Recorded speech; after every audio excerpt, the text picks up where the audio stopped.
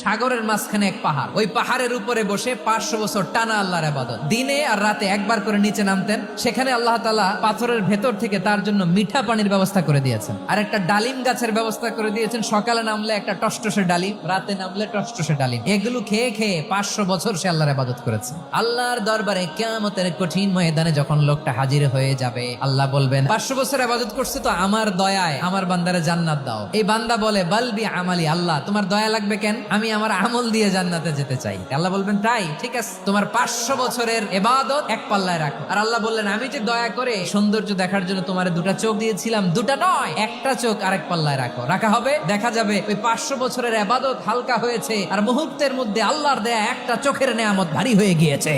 ফলাফল দেখো, হিসাব বলে তুমি এখন জাহান্নামে যাবা, যাও এবার জাহান্নামে যাও। এবার লোকটা কাচুমাচু করে বলে আল্লাহ এবার আমি বুঝতে পেরেছি তোমার দয়া ছাড়া দুনিয়ায় কেউ জান্নাতে যেতে পারবে না।